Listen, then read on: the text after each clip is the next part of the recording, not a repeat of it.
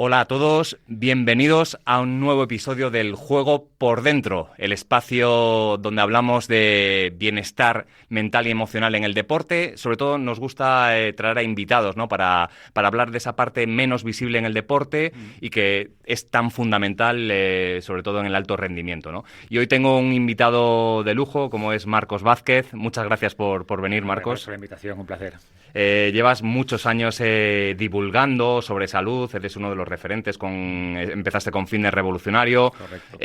Luego has seguido trabajando, tienes también un podcast donde traes a expertos, y muchas investigaciones, mucha divulgación, muchas conferencias, hablas también de estoicismo, de psicología. A mí me interesa, para empezar, ¿no? La primera pregunta es ¿cómo consigues encontrar ese hilo conductor desde cuando empezaste Fitness Revolucionario a día de hoy, ¿no? Donde también hablas de longevidad? Es un tema que... ¿Cómo lo unes todo?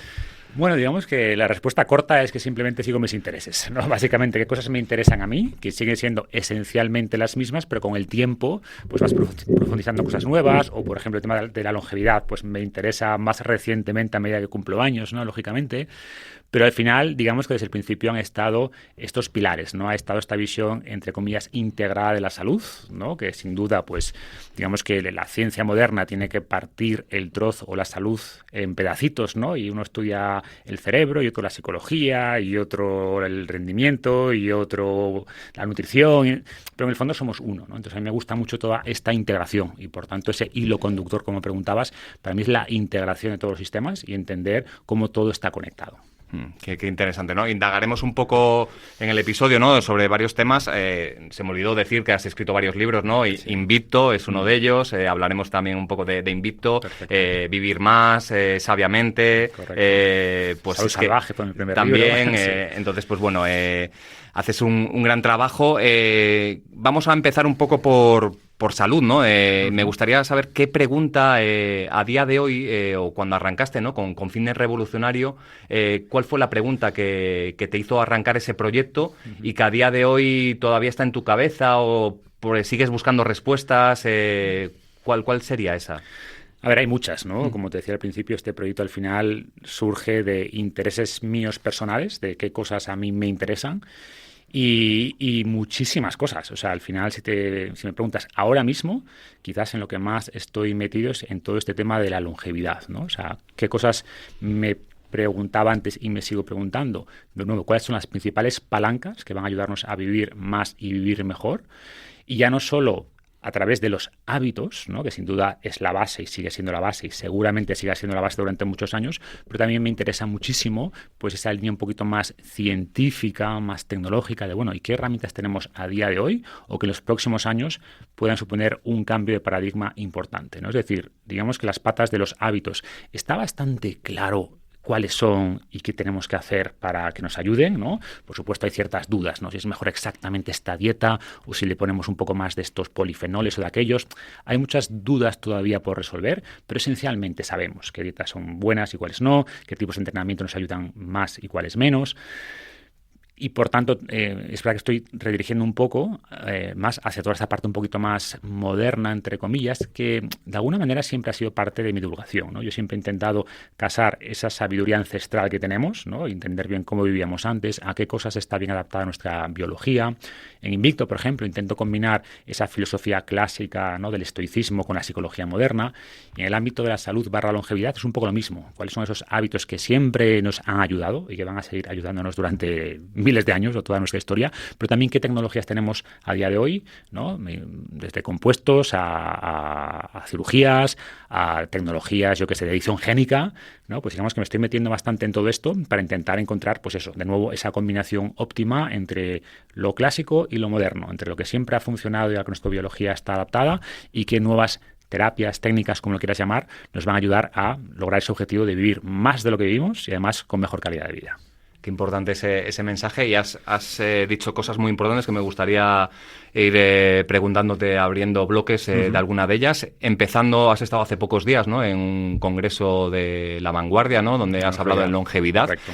Y me marcó mucho una frase que dijiste de que, bueno, que con la longevidad, yo no sé si está mal entendida, ¿no? Que es verdad que vamos a vivir más años, pero Seguro. yo creo que lo has dicho antes, no, se trata de vivir mejor. Yo no sé si vamos a vivir mejor dentro de unos años, vamos a vivir mucho, pero no sé si mejor, ¿no? Entonces decías que depende de nosotros, ¿no? De las decisiones que tomamos, ¿no? ¿Y cuáles son esas decisiones que hay que tomar, Marcos? Porque yo, cuando voy al gimnasio ahora, no me gusta mucho el gimnasio.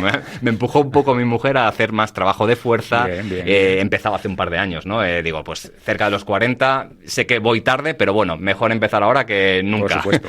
Entonces, me toma un poco por loco mi mujer y me dice, claro, porque a ella le gusta mucho, pasa allí tiempo, pero yo voy porque pienso en el Diego de dentro de 10 años, de 20, cómo quiero vivir, envejecer. Correcto. Con 60 años, porque quiero, si mi hijo tiene nietos, poder cogerle en brazos, claro. Si voy a la compra y subo por las escaleras con las bolsas, no cansarme, ¿no? Exacto. Entonces, quiero que nos cuentes un poco de la línea de cómo vivir más y mejor. Hablemos si quieres del pilar de la actividad física y luego podemos abrir otros, vale, ¿no? Pero fantástico. Por concentrarnos un poquito más, yo hablo de 4 grandes pilares dentro de lo que es la actividad física. El primero es simplemente movernos. O sea, al final, como decíamos antes, ¿no? Si miramos a esas poblaciones ancestrales, no iban al gimnasio. Digamos que el gimnasio, en el fondo, es un sucedáneo de lo que nuestro cuerpo realmente necesita, que es movimiento, ¿no? Simplemente la vida que llevábamos antes era nuestro gimnasio. Hoy, como no llevamos esa vida tan activa y pasamos muchas horas sentados, nuestros trabajos son muy poco físicos en general, pues necesitamos ese estímulo, entre comillas, antinatural, antinatural no es natural o no es orgánico, pero lo que sí es orgánico, natural, como lo quieras llamar, es movernos, caminar. Y al final caminar, por ejemplo, siempre ha sido nuestro mecanismo de transporte principal. Entonces, en la base de esa pirámide de actividad física está simplemente movernos más. Llegar a esos famosos 8.000, 10.000 pasos, tampoco hay que obsesionarse con el número, pero movernos o reducir el tiempo que pasamos sedentarios. Os habla mucho ahora de un concepto que me gusta mucho, que son los famosos snacks de movimiento, que en el fondo es romper todo ese sedentarismo diario con 4, 5, 6 ráfagas de actividad física de cierta intensidad. Ojo, cierta intensidad no es ponerte a sprintar por la oficina, puede ser, pues en vez de, si vas a ver un compañero en las 3 plantas arriba, pues vas por las escaleras en vez de por el ascensor, o intento aparcar un poco más lejos, o cuando llego a mi casa, que vivo en la planta 5, pues usas el ascensor, en vez de usar el ascensor, vas por las escaleras, o cuando vas al metro, usa las escaleras normales en vez de las escaleras mecánicas. Ese tipo de cosas, aprovechar las oportunidades en torno del movimiento que nos ofrece el entorno para movernos, ya es un gran avance, ¿no? Después, aparte de simplemente movernos un poco más, están los pilares de trabajo de fuerza, al que hacías mención, que quizás hace 15, 20 años se le daba poca importancia o se pensaba que era simplemente un tema de vanidad, porque se veía el músculo simplemente como un tejido contráctil. Hoy entendemos que no solo es eso, que también, y que ese tejido contráctil nos da soporte y nos va a permitir movernos más durante más tiempo, ¿no? y tener más autonomía, pero es que cuidado, que el músculo es también un órgano endocrino que genera un montón de compuestos beneficiosos, antiinflamatorios, anticancerígenos, eleva, por ejemplo, el BDNF, que es una especie de fertilizante neuronal que ayuda también a proteger el cerebro contra problemas neurodegenerativos. Y por tanto, el músculo es también un reservorio de glucosa, ¿no? Y por tanto tenemos una epidemia enorme de diabetes, y ganar más masa muscular es una forma muy buena de poder captar más glucosa, controlar esos picos de glucosa, reducir las necesidades de producir insulina. Por tanto, desarrollar esa masa muscular es fundamental. O, por ejemplo, también no solo estamos trabajando el hueso cuando vamos al gimnasio a entrenar fuerza, estamos protegiendo, no solo el músculo, sino también el hueso, ¿no? Y hay muchos problemas, sobre todo en mujeres después de la menopausia, de osteopenia, osteoporosis, y el trabajo de fuerza es, de lejos, la mejor estrategia para prevenir eso. Entonces, trabajo de fuerza, recapitulando, movimiento, trabajo de fuerza. Tercer elemento, ese ejercicio más aeróbico, ¿no? De una intensidad más baja, pero sostenido en el tiempo, eso que se llama ahora zona 2, esa actividad física de resistencia, que no tiene por qué ser correr. Si no te gusta correr, puede ser bici estática o bici normal, o puede ser elíptica, o puede ser remo, ¿no? Y lo ideal es combinar distintas actividades aeróbicas, y son muy importantes para toda la salud cardiovascular, ¿no? Cardiorrespiratoria. Y hay, por ejemplo, muchos estudios que correlacionan, volviendo al pilar de antes, más fuerza con más longevidad, o también más capacidad respiratoria, cardiorrespiratoria, o más VO2 max con mayor longevidad. Entonces, son indicadores a los que antes se les daba relativamente poca importancia o se asociaban simplemente al deporte, ¿no? Pues en atletas de resistencia, pues sabíamos que quien tiene un mayor VO2 max suele rendir mejor. Pero es que vemos que no solo son marcadores deportivos, sino que son de salud. Y de hecho, la fuerza, algo tan sencillo como la fuerza de agarre, que se puede medir con un aparatito que cuesta 20 euros, es mejor predictor de tu salud futura, es mejor predictor de riesgo de enfermar que el colesterol, cosas a las que damos mucha más importancia, ¿no? Entonces, recapitulando, movimiento, trabajo de fuerza, ese ejercicio más aeróbico, y el cuarto pilar, que es quizás el más opcional, pero es muy interesante, es algún deporte.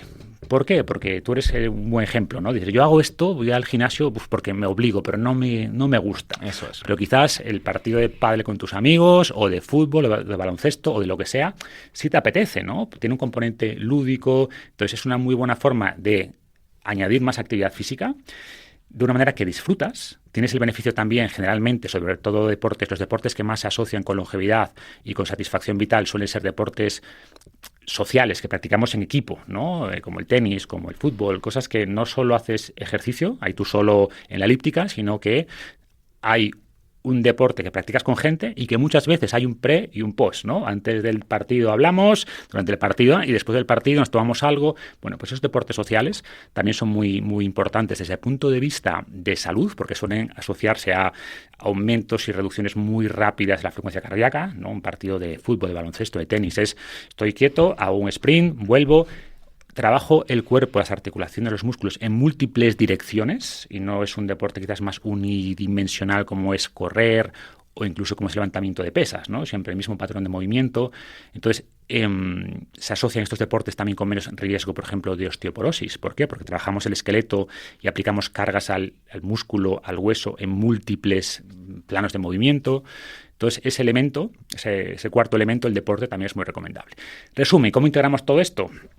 Movimiento, pues intentar llegar a esos 8.000, 10.000 pasos al día más snacks de movimiento, trabajo de fuerza, 2-3 sesiones semanales de 45-60 minutos que trabajen todos los grupos musculares, 2-3 sesiones aeróbicas de lo que tú quieras, bici estática, correr, remo, idealmente combinarlas, o natación, que sumen 150-200 minutos a la semana en esa zona 2, y 1 o 2 sesiones de el deporte que más te guste, que idealmente que sea social, que idealmente que tenga todas estas variantes de movimiento, y eso sería lo óptimo. Eso es lo óptimo. Ahora bien, habrá quien diga, oye, pues yo solo puedo hacer 6.000 pasos y una sesión de fuerza y una aeróbica y un partido de fútbol cada mes. Bueno, es mucho mejor que nada, ¿no? Pero lo óptimo sería algo así. Vale, tomamos nota, Marco, seguro la audiencia está apuntando, ¿no? en este capítulo para llevarlo a su vida, pero ¿qué pasa? Vivimos en una vida, Claro. pues, ocupaciones, obligaciones, trabajo, hijos, a correr de un lado para otro, y luego que tú, que has estudiado mucho el cerebro, ¿no? Dale lo menos, gastar la menos energía posible. Entonces, los hábitos que tú tanto divulgas de ellos, la disciplina, empezamos lo que se suele decir, ¿no? Arrancamos, me parece muy bonito esto que dices, lo llevo a mi vida, pienso en envejecer mejor, pero luego a las pocas semanas abandonamos, no lo podemos encajar en nuestra vida de locos. Sí. Entonces, sería importante, Marcos, llevar, decías tú, que lo óptimo es eso, pero una ley, no sino una ley, pero algo de mínimos para que la gente pues pueda llevarse algo y sobre todo a nivel de, para que lleve el hábito, aunque sea pues esos snacks o algo que lo pueda, pues sí, pues esto lo puedo hacer, ¿no? En mi día a día. Sí. Es muy buen punto, ¿no? Porque a veces desde la divulgación decimos, oye, esto es lo óptimo, ¿no? Y mucha gente lo ve tan lejano y tan imposible que dice, bueno, si eso es lo óptimo. O muchas veces se habla de lo mínimo, ¿no? Que las recomendaciones mínimas de la OMS, y la gente lo ve tan lejano, hay una brecha tan grande entre la situación vital que tiene y lo que se recomienda, que dice, esto lo veo imposible, pues termino no haciendo nada, ¿no? Consejos. En Invicto hablo mucho más de esto, pero para mí el primero es empezar con un porqué claro, ¿no? Tú hacías mención a poder jugar con mis nietos, pues ese tipo de visiones o ser un ejemplo para mis hijos. O sea, pensemos en cosas que son más inspiradoras que simplemente perder un poquito más o menos de grasa para el verano, o que se me vea mejor en el vestido para la boda de mi amiga dentro de 2 meses. Que todas esas motivaciones, no digo que estén mal, o sea, cualquier cosa que te motive, que te dé energía, úsala, por supuesto. Darle envidia a mi ex que me dejó para...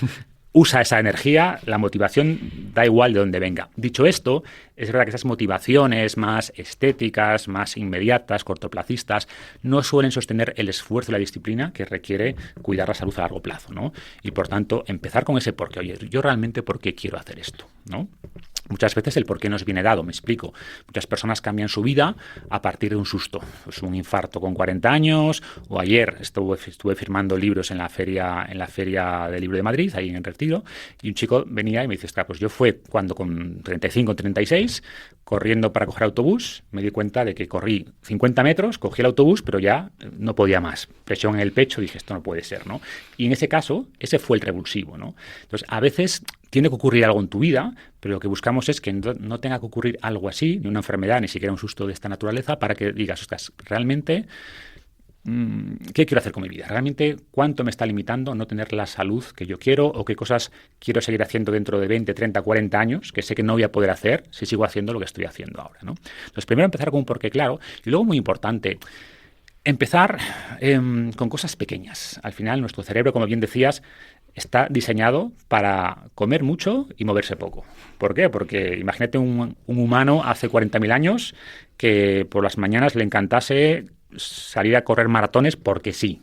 Pues ese humano hubiera desaparecido y sus genes no se hubieran traspasado a las siguientes generaciones, porque cualquier animal que en un entorno salvaje, con poco acceso a alimento, gastase mucha energía sin una motivación clara, ¿no?, para conseguir alimento, para reproducirse, pues ese animal se moría. Por tanto, nuestro cerebro evolucionó para dos cosas muy claras. Primero, si hay algún alimento disponible, ingiere todo ese alimento que puedas, y si es más calórico, mejor, es más interesante, y no te muevas salvo que realmente tengas que moverte, porque si te mueves, si gastas energía de manera innecesaria, pues tienes más riesgo de morirte, ¿no?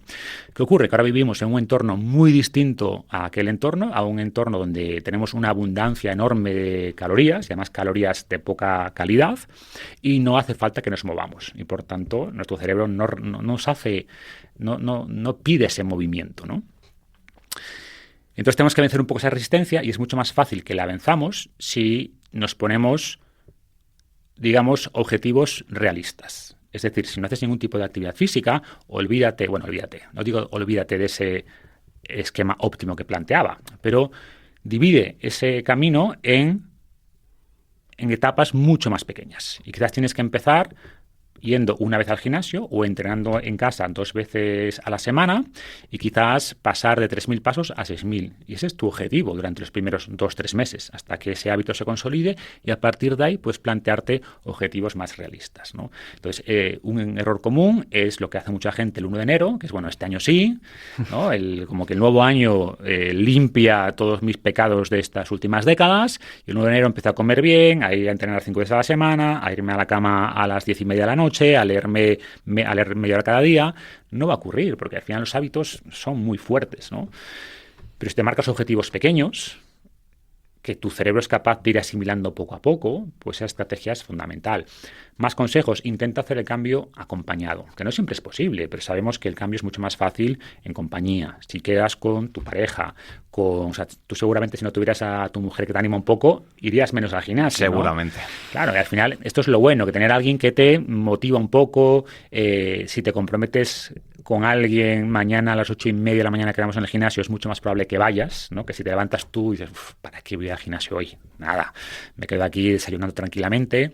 Sin embargo, quedas con alguien, pues hay un compromiso y es mucho más probable que vayas, ¿no? Y luego, podría dar muchas más recomendaciones, pero otra que veo mucho, un problema importante que conecta con la anterior, es este pensamiento blanco o negro. Es decir, bueno, pues hoy ya no voy a poder hacer todo perfecto. Había reservado 1 hora para entrenar, pero se me complicó un poquito el trabajo, salí 15 minutos tarde, bueno, pues ya me voy a casa. Oye, no, si en vez de entrenar 1 hora, entrenas media hora, es mucho mejor que no hacer nada, ¿no? Entonces, cambiar rápidamente de esta mentalidad blanco-negro, o hago lo que tenía previsto o ya no hago nada. Vale, no puedo hacer lo que tenía previsto, pero ¿qué puedo hacer? ¿No? Sí. ¿Qué puedo hacer en términos de actividad física?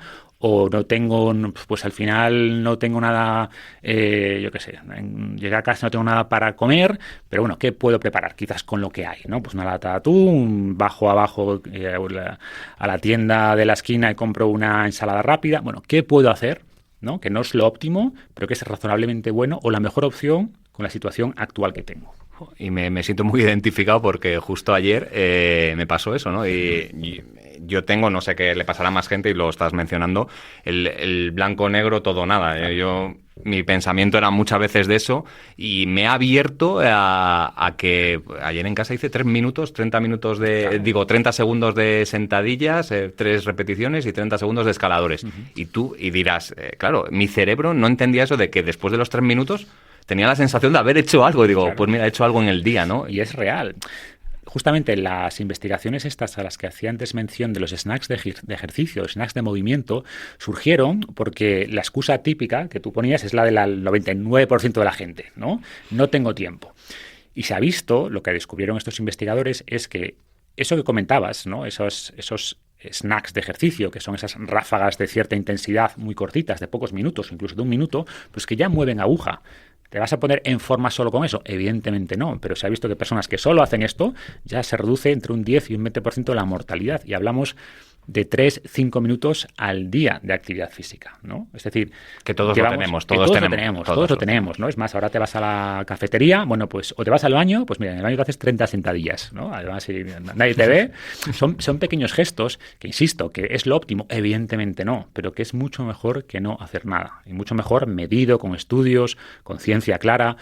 Entonces, como digo siempre, ¿no? Nuestro cuerpo es tan sedentario o está tan sediento de actividad física que incluso dosis pequeñas, llegar a casa y hacer 10 minutos y algún snack de movimiento, subir escaleras y hacer sentadillas, tal, ya mueve aguja. Nuestro cuerpo ya lo siente, ya lo nota. Y no solo a nivel físico, sino cognitivo, ¿no? Esas pequeñas ráfagas de actividad física, además del efecto beneficioso a nivel muscular, óseo, etcétera, pues aumenta el riego sanguíneo del cerebro, aumenta la oxigenación, aumenta ese BDNF que decía antes, nos sentimos mejor, más tranquilos, más calmados después de estas ráfagas de actividad física. Entonces, no hay excusa para al menos incluir ese tipo de movimiento, incluso en los peores días.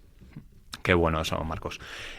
Has mencionado Invicto, ¿no? En alguna parte del episodio. Me gustaría saber qué tiene este libro, que a día de hoy a mí me sorprende aquí en Marca, ¿no? Que vas a los vestuarios de equipos de primera y segunda división y los jugadores lo siguen leyendo y que les ha marcado, ¿no? No sé, cuéntanos algo, alguna anécdota, algún jugador que no se pueda decir el nombre, pero alguien que te haya dicho, oye, Marcos, este libro es que las ideas, las prácticas que propones me ha ayudado a rendir mejor en el campo. Sí, sí. A ver, yo soy el primer sorprendido, ¿no? Porque Invicto, lo cuento rápido, yo era el primero que me frustraba cuando veía gente que compraba mis programas de entrenamiento o sabía todo lo que yo hablaba, pero luego no lo llevaba a la práctica, ¿no? Yo me daba cuenta de que el problema... A ver, hay un problema primero de información, ¿no? Pero es verdad que la mayor parte de la gente, a poco que se informe, que lea un par de libros, ya sabe lo que tiene que hacer, ¿no? Ya sabe que hacer ejercicio es mejor que no hacerlo, que ya sabe que las verduras es mejor que la bollería. Ya sabemos lo esencial, sabemos que hay que dormir suficiente. La pregunta es por qué no lo hacemos. Y tiene que ver pues con todos esos pensamientos distorsionados, con esa estructura o ese cableado por defecto del cerebro. Y desde siempre, filosofías como el estoicismo, pues nos intentaban guiarnos hacia la virtud, ¿no? Nos daban muchas recomendaciones, consejos, herramientas prácticas para reducir esa brecha entre lo que sabemos que tenemos que hacer y lo que terminamos haciendo, que nunca va a ser 100%. O sea, el estoico perfecto no existe. Hasta la persona más disciplinada hay días que no le apetece, hay días que no hace lo que tiene que hacer, pero sin duda su comportamiento óptimo o sus acciones coinciden en gran medida con sus valores, que este es el objetivo, ¿eh? O sea, que vivamos acorde a nuestros valores y no a nuestras apetencias. La mayor parte de la gente pues se guía demasiado por las apetencias, por lo que me apetece en el momento, ¿no? Y un estoico no se pregunta qué me apetece hoy, sino, oye, ¿qué es lo correcto hoy? ¿Qué debería hacer hoy? Ya no solo en términos de salud, sino es una filosofía mucho más amplia, ¿no? En términos de comportamiento, de moral, de ética. Pero bueno, evidentemente aplica también a la salud. ¿Qué ocurrió? Que este libro después dio el salto a otros muchos ámbitos, ¿no? Pues desde emprendedores, empresarios, tuvo mucho éxito en el mundo corporativo y, por supuesto, mucho éxito en el mundo del deporte, porque si lo piensas, las claves mentales para rendir bien, al crear un negocio, al mejorar tu salud o al rendir al máximo nivel deportivo, son las mismas esencialmente. Y tener claridad sobre mis objetivos, tener claro el porqué, centrarme en lo que puedo controlar, recuperarme rápido después de una derrota. Cuando tengo una lesión, pues cambiar rápido un objetivo a otro y poner el foco en el objetivo inmediato que tengo ahora, en vez de estar pensando en lo que voy a perder por estar lesionado. Entonces, los cambios de mentalidad son los mismos. Y el estoicismo insisto, combinado con psicología moderna, nos ayudan a esto, ¿no?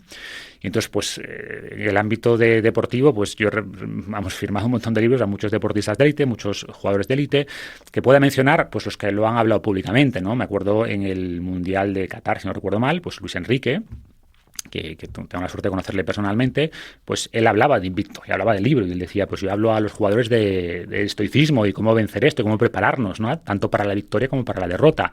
Yo creo que Luis Enrique, él es un gran ejemplo de estoicismo, y él mismo pues intenta hablar de esto con sus jugadores, lógicamente, con su staff, porque entiende el beneficio de esta forma de pensar, ¿no?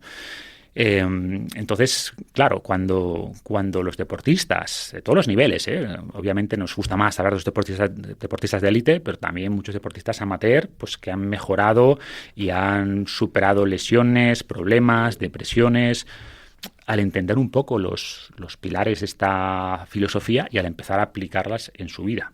Insisto que el estoico perfecto no existe, nadie es estoico perfecto, pero nos da cierto horizonte hacia el que caminar, ¿no? Sabiendo que nunca vas a llegar, por mucho que camines, el horizonte se sigue alejando, pero al menos te marca la dirección. Pues el estoicismo es esa dirección y te ayuda, como decía, a plantear mejores objetivos, a recuperarte antes ante la adversidad, a poner más foco en lo que puedes controlar, a reducir la ansiedad antes de una gran competición o evento.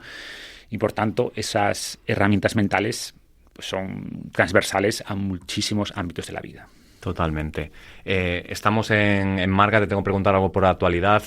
Mundial de Fútbol, que es el gran evento del año deportivo. Hay jugadores, ¿no? Viendo un poco la lista de los jugadores que van, hay muchos, no sé, 10 o así, me sale una lista que en otros mundiales no pasaba, de 40 años. Y ya no son solo porteros, que decíamos, bueno, los porteros al final alargan un poco más su carrera, sino hay casos como el de Luka Modric, Cristiano Ronaldo. Me gustaría preguntarte, más allá de ellos, y si también ves otros casos en otros deportes, como Djokovic también, ¿qué les ves o cuál es el secreto que tienen para llegar tan lejos, ¿no? De tantos años, seguir compitiendo, ganando? Si es genética, si son hábitos, si es mental, ¿qué tienen? Y si es solo lo pueden hacer ellos y no lo puede hacer nadie más. Vamos a ver. Cualquier persona que tú veas en la élite de un deporte, hay un componente genético inevitable. Si tú no tienes los genes adecuados, no vas a llegar a la élite, ¿no? Pero por supuesto, hay muchas personas, bueno, un porcentaje, no sé el porcentaje, pero bueno, muchas personas con los genes adecuados que tampoco llegan a la élite porque no tienen pues esa disciplina, ese trabajo, también esas oportunidades a veces, ¿no? Pero me refiero que hay siempre, cuando alguien llega, sobre todo si hablamos ya no solo de la élite, sino de la élite, ¿no? De los que llegan al Mundial de Fútbol, pues evidentemente hay un componente genético, hay un componente de hábitos. Y yo lo he visto, ¿no? En los últimos 10-15 años cómo ha cambiado, si hablamos del fútbol, el trabajo que se hace con los equipos. Hace 20 años, pues todos lo sabíamos, ¿no? Sin ir al extremo de Maradona, ¿no? Que era un desastre, pero jugadores del Madrid, que estamos en Madrid, pues que salían de fiesta, la alimentación, pues comían como cualquier otra persona, y eso ha cambiado muchísimo. Y los deportistas de élite ahora, en general, se cuidan mucho más, tienen mucho más conocimiento, y estos son buenos ejemplos que has mencionado de personas que intentan hacer todo bien, que en ese sentido son bastante robots, muy estoicos. Oye, ¿qué es lo que tengo que hacer? Tengo que comer esto, suplementar con esto, hacer este entrenamiento, medir esto, dormir, lo hago, ¿no? Porque mi objetivo es rendir mejor. Y eso, aunque no hubiera nada más, sabemos que eso ya va a hacer que su carrera deportiva se alargue 2, 3, 4 años más, solo a través de los mejores hábitos. Y por supuesto hay un componente tecnológico médico, ¿no? Lesiones que antes se operaban, incluso se escayolaban, o que no había herramientas para tratarlas. Hoy tenemos mucho más conocimiento y herramientas para saber cuándo operar, de qué manera, cuándo aplicar, yo qué sé, plasma rico en plaquetas y cuándo aplicar no sé qué. Entonces tenemos también una medicina deportiva que también ha avanzado mucho en los últimos años, por tanto puede prevenir mejor, puede después rehabilitar mejor. Y es un cúmulo de todos estos factores, ¿no? Deportistas mucho más conscientes de la importancia de los hábitos, y eso en sí mismo alarga sin duda la carrera deportiva y la vida. Y luego, por supuesto, todo lo que tenga que ver con la medicina deportiva también ha dado un salto importante en los últimos 10-15 años. Entonces, la conjunción de todos estos factores hace que un deportista hoy, con 38, 40 años, pueda rendir muy bien, mientras que hace 20-30 años ya estaban retirados hace varios años y con muchas roturas de todo tipo, ¿no? Entonces, son muchas cosas, pero yo sé, si tengo que destacar serían estas dos. Una última pregunta que quería hacerte, Marcos. Sé que estás ahí pues ahora más metido en longevidad, pero también hay un tema que no quería dejar pasar, que además conozco a tu hermano, ¿no? A Pablo, que ha escrito un libro muy, muy interesante, Tsunami, de inteligencia artificial, y sé que en esos temas también estás muy metido. Sí. Me gustaría, para terminar, un poco el mundo en el que vivimos, ¿no? Donde hay tanta sobreinformación, ha llegado la inteligencia artificial, las redes sociales. También has divulgado sobre ello, estamos perdiendo la atención, nos la están quitando por todos lados, entonces eso nos lleva a tomar peores decisiones. Llega la inteligencia artificial que nos debería ayudar, ¿no? Ser un acompañante. ¿Cómo ves esto? ¿Qué te preocupa y hacia dónde vamos? Sí, yo en general soy bastante optimista, ¿eh? Soy bastante optimista sobre el futuro de la humanidad y creo que la inteligencia artificial va a ser un pilar importante y que vamos a ser capaces, esos avances que decía antes de medicina deportiva, medicina en general, pues que la IA los va a potenciar mucho más, ya está contribuyendo a muchos avances en múltiples campos, pero es verdad que en ese camino de progreso hay también muchos peligros, ¿no? Uno lo has mencionado, que a mí me preocupa mucho, y esto ya no es digamos, un miedo subjetivo, porque desde los tiempos de Sócrates siempre hemos criticado a las generaciones nuevas, ¿no? Estos jóvenes que están perdiendo los valores. Bueno, pero hay datos reales, objetivos, sobre la pérdida de atención en los jóvenes, ¿no? Y evidentemente también en los adultos. ¿Qué ocurre? Cuando somos jóvenes, hablo de la adolescencia, esos cimientos cognitivos son especialmente vulnerables y flexibles. Entonces, lo que ocurre ahí es mucho más importante que lo que ocurre a los 40 años, ¿no? Y si durante esos años más formativos para el cerebro estamos bombardeados constantemente con vídeos sensacionalistas de 30 segundos y publicidad y pantallas, y eso está teniendo ya, iba a decir va a tener, pero está teniendo ya, y se están midiendo con estudios, impacto directo en funciones ejecutivas tan importantes como la lectura. O sea, los jóvenes leen muy poco, es más, los adultos leen muy poco. O incluso lectores de toda la vida se quejan, entre comillas, de que, ostras, me pongo a leer un libro y es que a los 3 minutos ya tengo mi cerebro, ¿no? Revisa el Instagram, el TikTok. Y eso es un problema, porque estamos perdiendo capacidad de atención o estamos permitiendo que estos algoritmos controlen nuestra atención y definan a qué le prestamos atención durante horas cada día, ¿no? Y si ya nos cuesta a los adultos resistir ese canto de sirenas, imagínate a jóvenes que todavía no tienen el cerebro formado.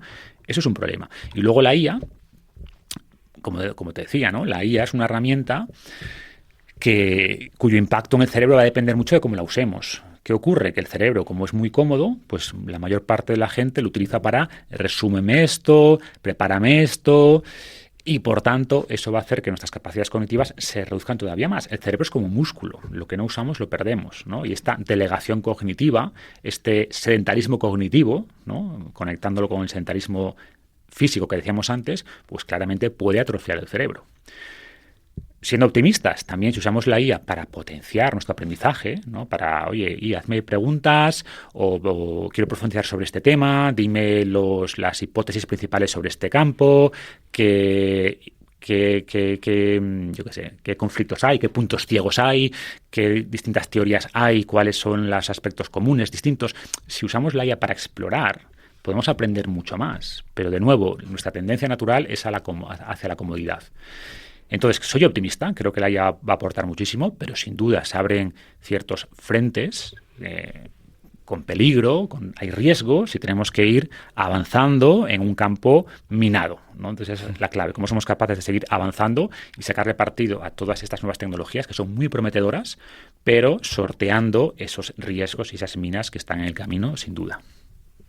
Muy interesante, Marcos. Hemos hablado de salud, de mentalidad, longevidad. No sé si quieres un mensaje final que no hayamos tocado o repetir o reincidir en ello. Yo creo que los mensajes principales son estos, ¿no? Yo, por lanzar un último mensaje, hablo mucho. Mi último libro se llama Sabiamente y conecta con esta idea y tiene mucho que ver con desarrollar pensamiento crítico. O sea, yo creo que al final lo que animo a la gente a desarrollar es pensamiento crítico para todos los campos, pero sobre todo cuando hablamos de salud, porque tomamos decisiones de salud cada día y estamos bombardeados por todos esos vídeos cortos, esos mensajes muchas veces alarmistas o categóricos, ¿no? Esto es bueno, es malo, y creo que desarrollar un pensamiento crítico nos va a ayudar muchísimo, ya no solo a tomar mejores decisiones en el ámbito de la salud, sino en la vida en general, ¿no? Pues muy importante ese mensaje final, Marcos. Muchísimas gracias por estar aquí en El Juego por Dentro. Ha sido un placer. Igualmente. Y nos vemos en más episodios próximamente.